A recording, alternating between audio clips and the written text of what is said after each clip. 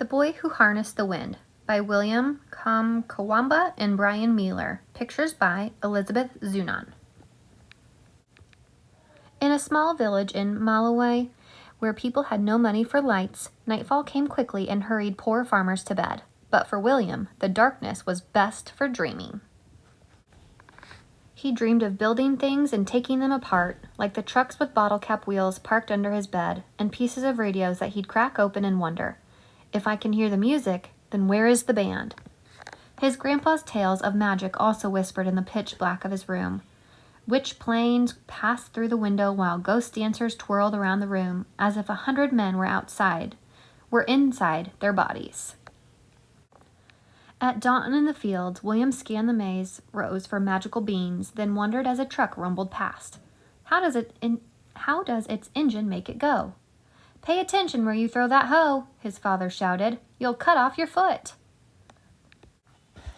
For all its power over dancers and flying things, magic could not bring the rain. Without water, the sun rose angry each morning and scorched the fields, turning the maize into dust. Without food, Malawi began to starve. Soon, William's father gathered the children and said, From now on, we eat only 1 meal per day. Make it last. In the evenings, they sat around the lantern and ate their handful, watching hungry people pass like spirits along the roads. Money also disappeared with the rain. Papani, his father said, I am sorry, you will have to drop out of school. Now William stood on the road and watched the lucky students pass, alone with the monster in his belly and the lump in his throat. For weeks he sulked under the mango tree, until he remembered the library down the road, a gift from the Americans. He found science books filled with brilliant pictures. With his English dictionary close by, William put together how engines moved those big trucks, and how radios pulled their music from the sky. But the greatest picture of all was a machine taller than the tallest tree with the blades like a fan. A giant pinwheel? Something to catch magic? Slowly, he built the sentence. Windmills can produce electricity and pump water.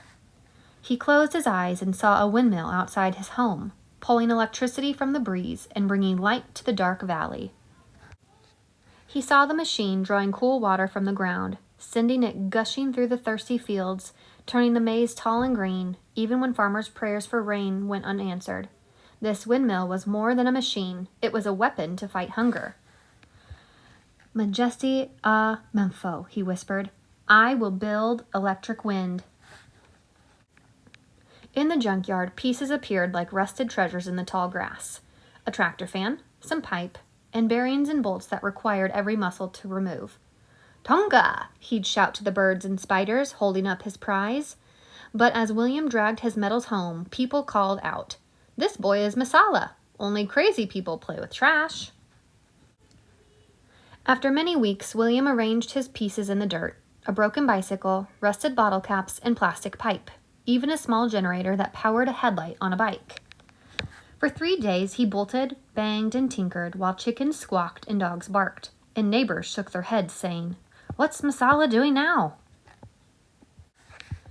His cousin Jeffrey and best friend Gilbert soon appeared.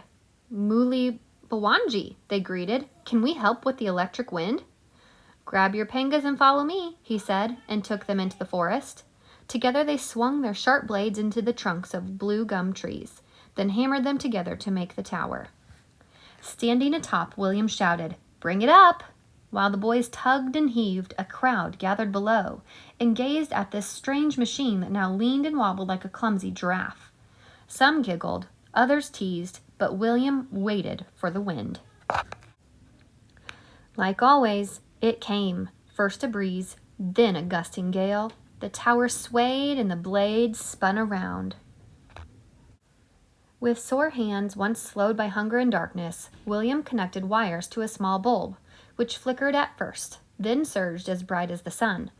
Tonga, he shouted, I have made electric wind. Wachita abuino, a man yelled. Well done. As the doubters clapped and cheered, William knew he had just begun. Light could not fill empty bellies, but another windmill could soak the dry ground, creating food where once there was none. Majesty a Mempho. Electric wind can feed my country, William thought. And that was the strongest magic of all.